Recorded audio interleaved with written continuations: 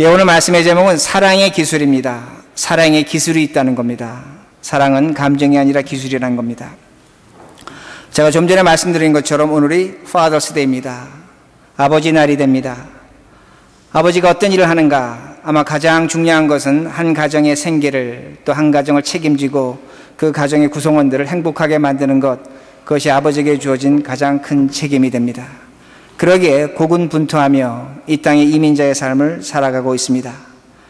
아버지에게 무엇이 필요한가? 행복을 만들기 위해서 무엇이 필요한가? 사랑이란 그 말씀이 됩니다.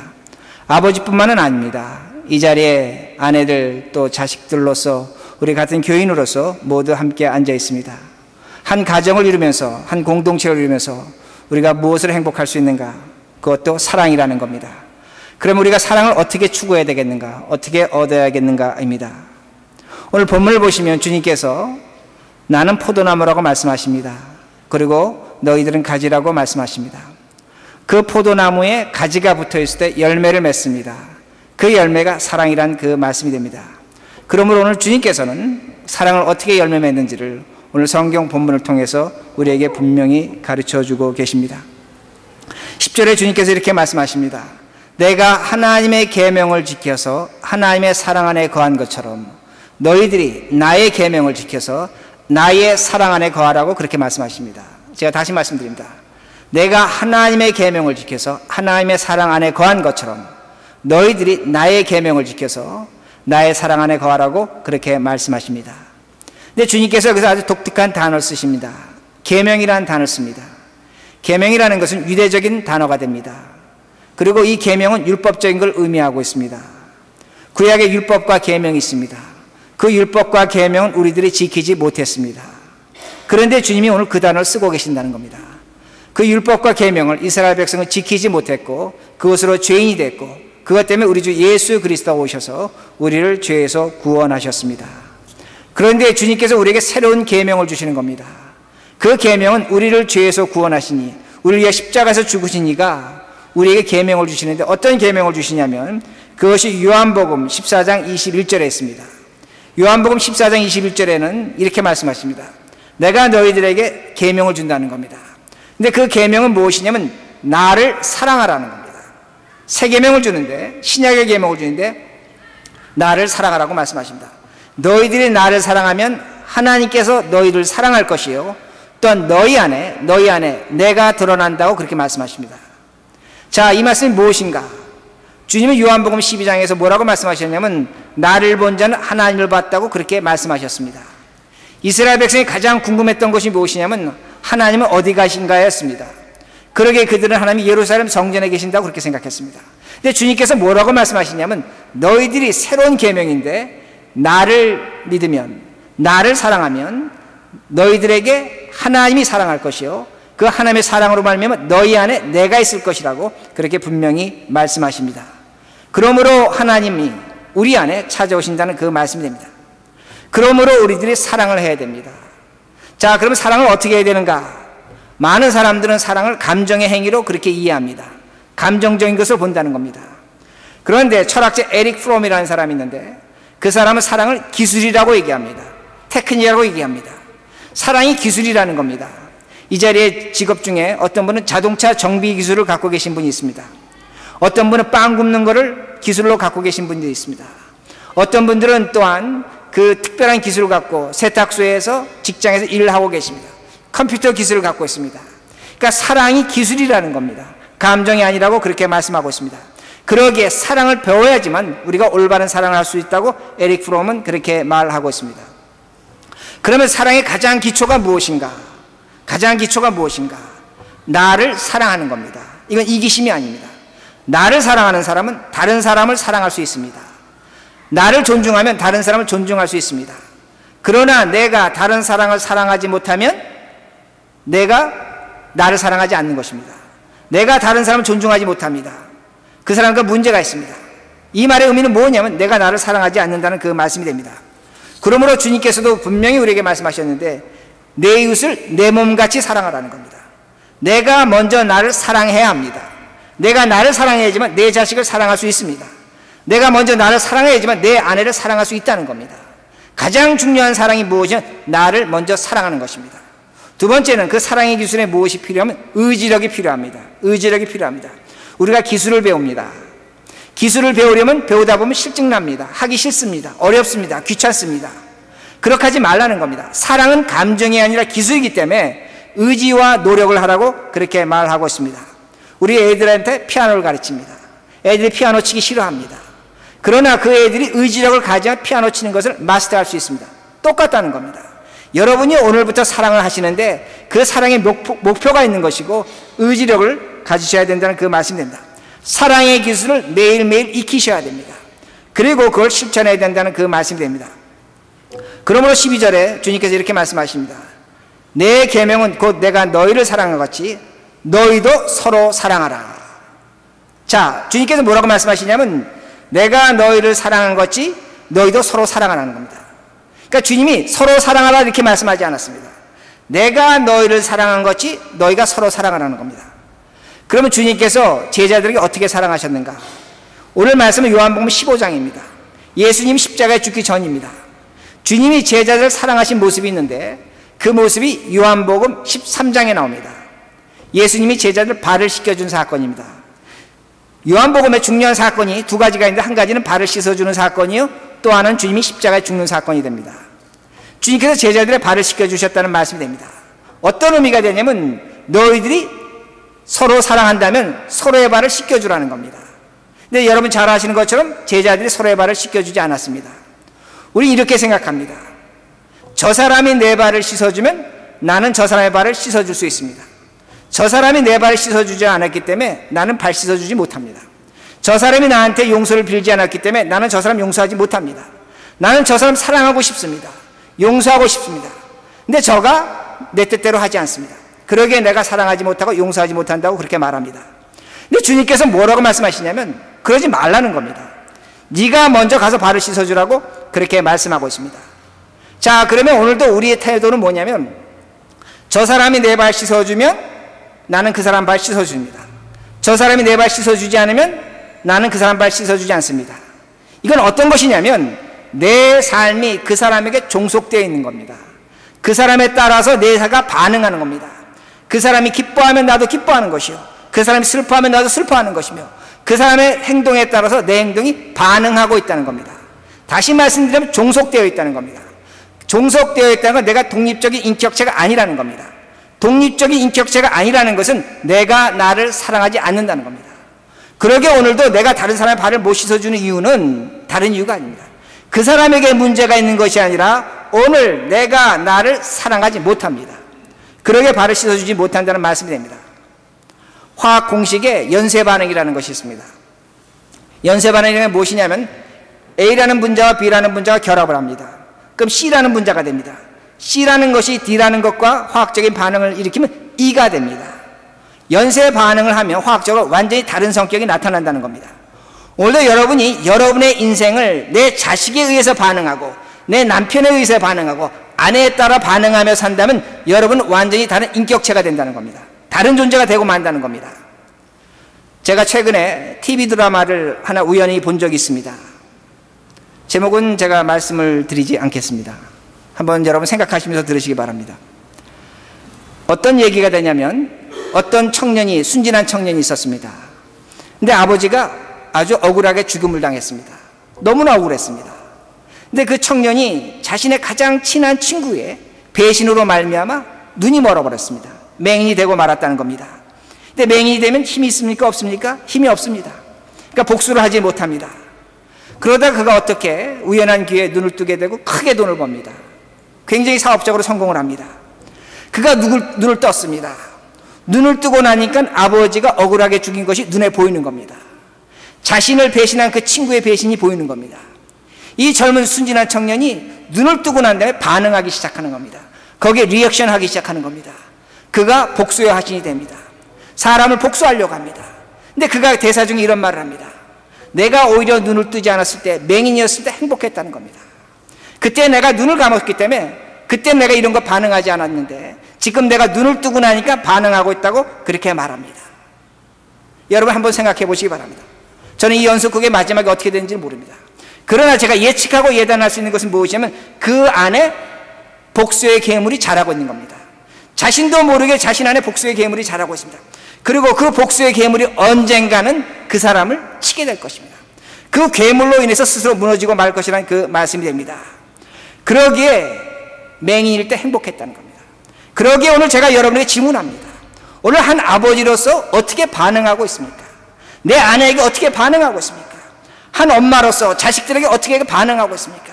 오늘도 우리가 거기에 반응에 따라서 살아간다면 우리의 인생은 변하고 있는 겁니다. 파괴되고 있는 겁니다.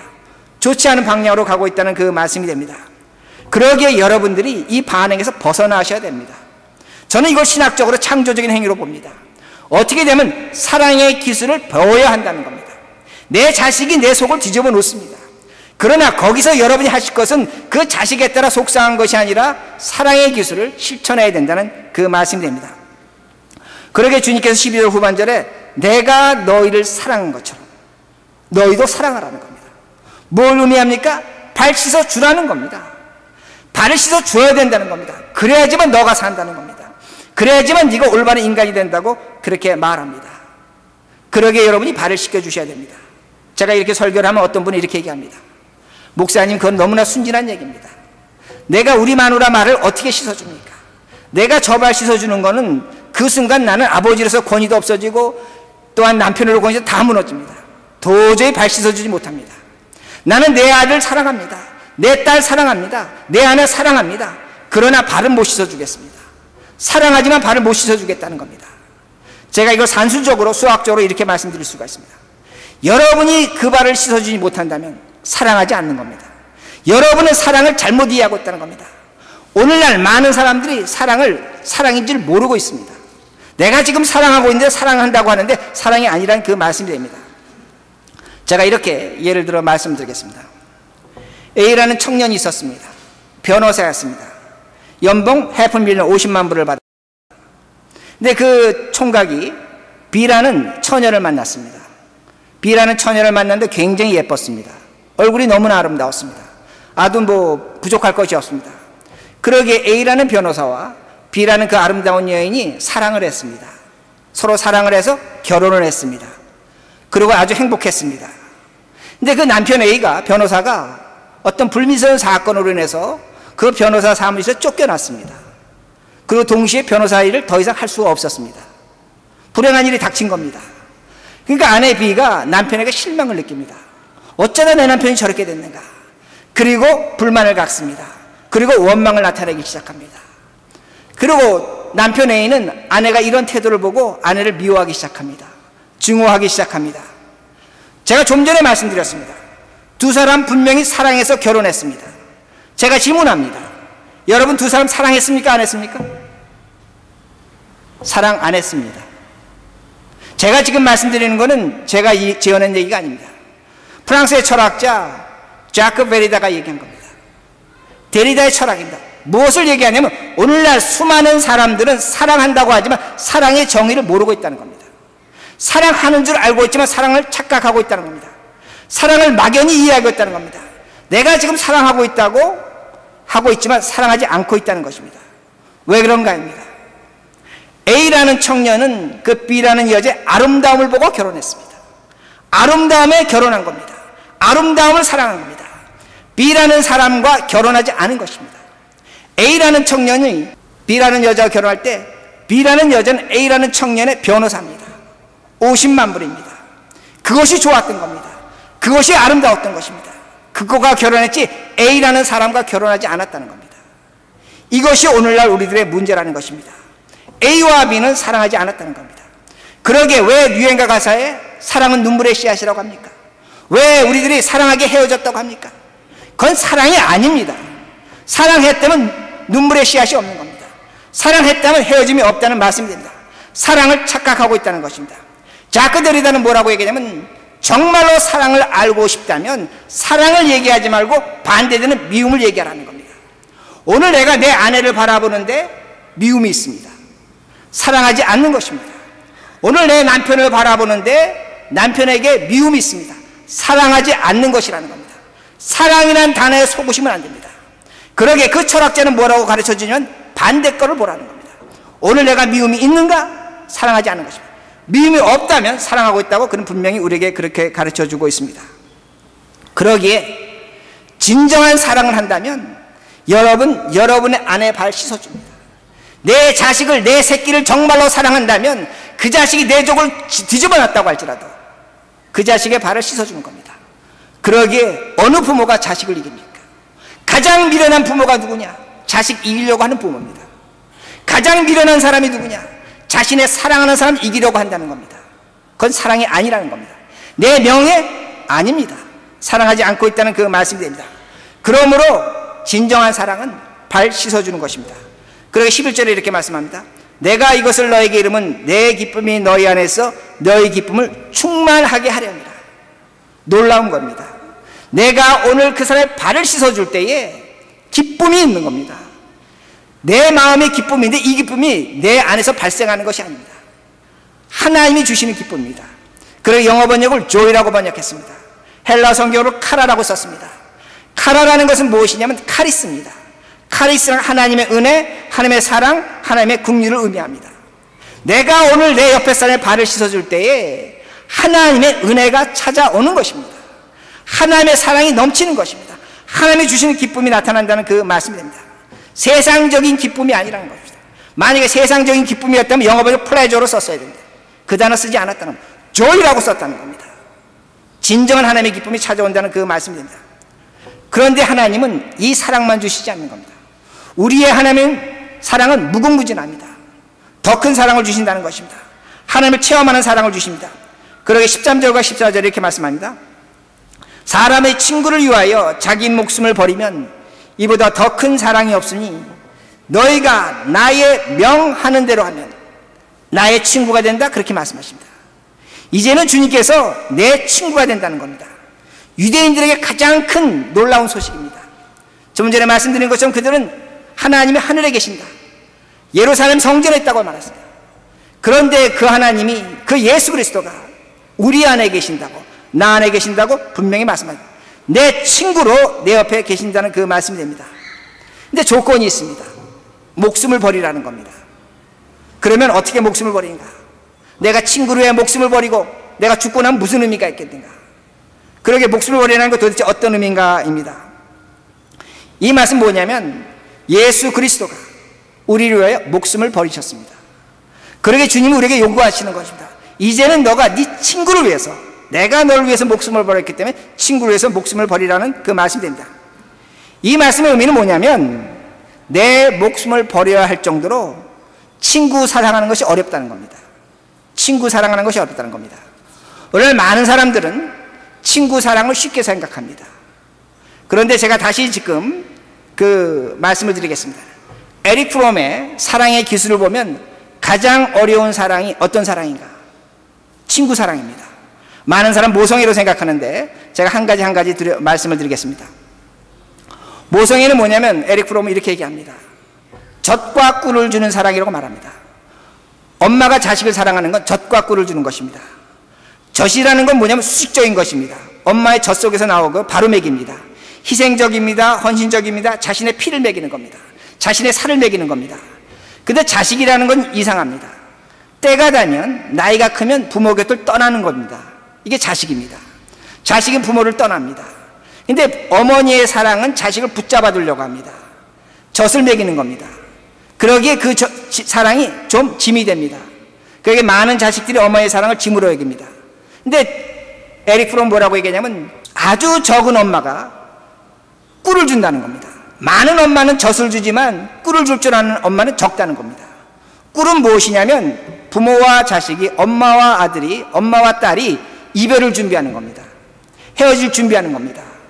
그러니까 두 가지 선택이 있을 수밖에 없습니다. 부모가, 엄마가 자식을 사랑할 때에 그 자식을 건강하게 해서 이별하는 방법이 있고, 또 한 가지 방법은 그 자식이 그 사랑이 무거워서 도망가는 방법이 있다는 겁니다. 모성애가 이런 속성을 갖고 있다고 그는 그렇게 가르쳐주고 있습니다. 두 번째는 남자와 여자의 사랑이 있습니다. 이성 간의 사랑입니다. 이성 간의 사랑은 배타적입니다. 남자와 여자가 사랑하는데 그 가운데 누가 끼어들면 삼각관계가 됩니다. 남자도 여자도 연소하지 못합니다. 부부관계가 있는데 거기 어떤 사람이 끼어든다면 비정상적인 관계입니다. 심지어는 이성의 관계에서는 자식도 허락하지 않습니다. 그런데 이성의 관계는 배타적입니다. 배타적인데 뜨겁습니다. 굉장히 뜨거웠지만 쉽게 아주 식어집니다. 더 나아가서 그 사랑은 한 번 파괴되면 회복되지 않는 것이 인간의 그 이성적인 사랑이란 그 말씀이 됩니다. 마지막에 제가 언제 형제 사랑을 말씀드리겠습니다. 형제 사랑은 우리들의 사랑입니다. 형제 간의 사랑입니다. 여러분과 저의 사랑이고 같은 교우와 교우의 사랑입니다. 이건 수평적인 겁니다. 수직적인 것이 아닙니다. 그러기에 거기에는 손해도 없고 이익도 없습니다. 동등합니다. 여기에는 부모, 모성애가 주는 부담감도 없고 또 이성 간에 주는 그런 배타성도 없습니다. 똑같습니다. 제가 이렇게 예를 들어 말씀드리겠습니다. 제가 지난주에 노예를 갔더니 어떤 한 장로님이 저한테 오시더니 얼굴이 그냥 펴지셨더라고요. 그러더니 목사님 제가 아주 굉장히 좋은 일이 있었습니다. 그래서 뭔데요? 그랬더니 이분이 서울을 갔다 오신 겁니다. 근데 50년 만에 고등학교 동창이 모인 겁니다. 이제 장로님 한 70대신 분인데 50년 만에 고등학교 동창이 한 100여 명 정도가 모여서 동무를 하고 이제 서울의 각 곳을 이렇게 구경을 다녔다고 합니다. 근데 거기에는 목사님도 있고 장로님도 있고 뭐 예배도 받고 그렇다고 합니다. 성공한 사람도 있습니다. 실패한 사람도 있습니다. 잘난 사람도 있어 못난 사람도 있습니다. 근데 그분이 거기서 너무 좋았다고 한 이유가 다른 것이 아닙니다. 처음에 서로 몰라본 다음에 너 누구냐 이름을 하고 얼굴을 확인했습니다. 근데 그분이 이렇게 얘기하십니다. 이름과 얼굴을 확인하고 난 다음에 바로 입에서 뭐가 나오는 줄 아십니까? 얼굴과 이름을 하고 난 다음에 이 강대상에 죄송한데 그래도 제가 그대로 옮기겠습니다. 개새끼 소새끼입니다. 바로 이름이 나오자면 야 이 새끼야 야 이 개새끼야 소새끼라고 했답니다. 근데 그분이 저한테 말씀하십니다. 목사님 너무너무 좋았습니다. 50년 동안 만난 친구지만 그 친구들을 만날 때 아무런 허물이 없었습니다. 아무런 부담이 되지 않았습니다. 저에게 짐이 되지 않았습니다. 그리고 개새끼 소새끼 하는 얘기를 하시는 겁니다. 이게 친구의 사랑입니다. 여러분 진정한 사랑이 뭔 줄 아십니까? 상대방에 부담을 주지 말아야 됩니다. 상대방에 짐이 되지 말아야 됩니다. 상대방을 자유롭게 하는 것이 진정한 사랑이라는 겁니다.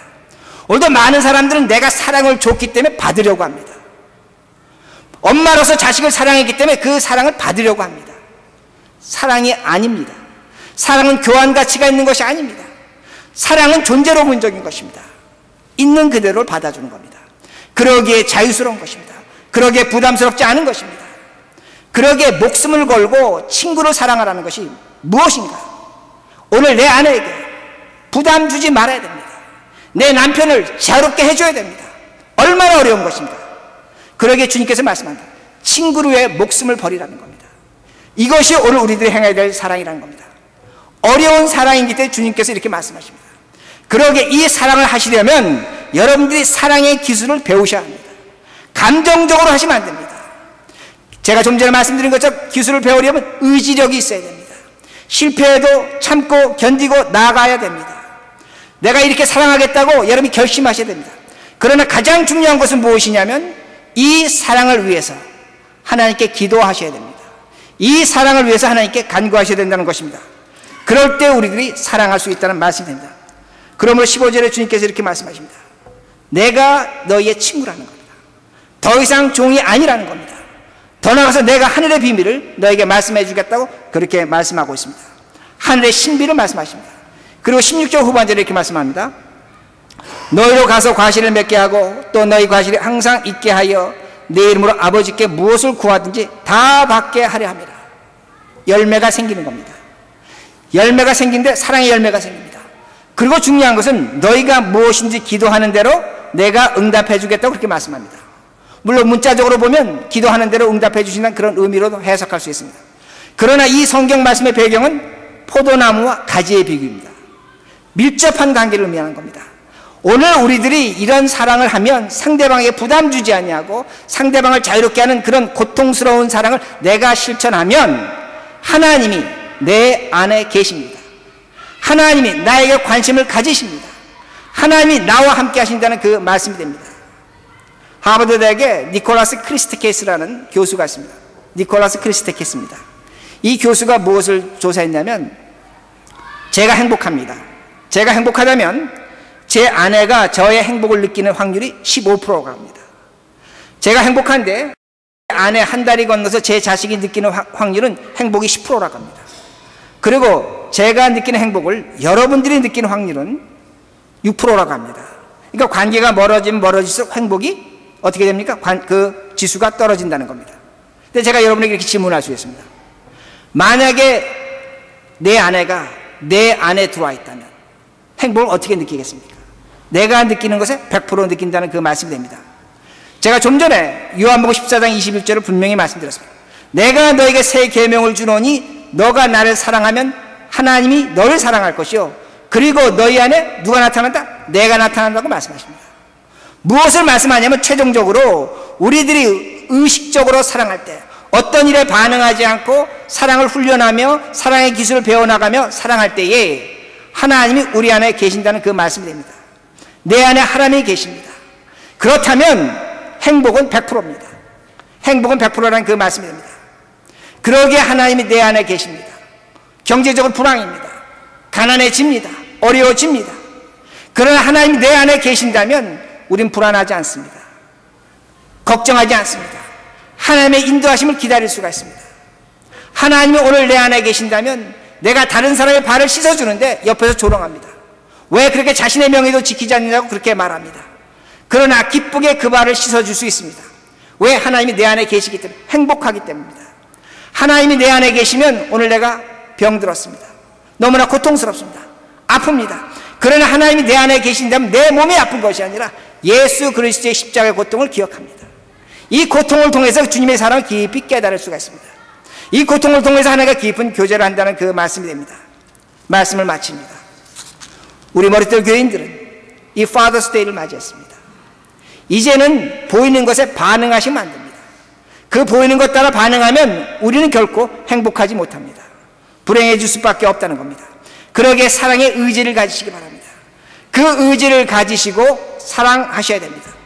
그럴 때에 하나님이 내 안에 계십니다.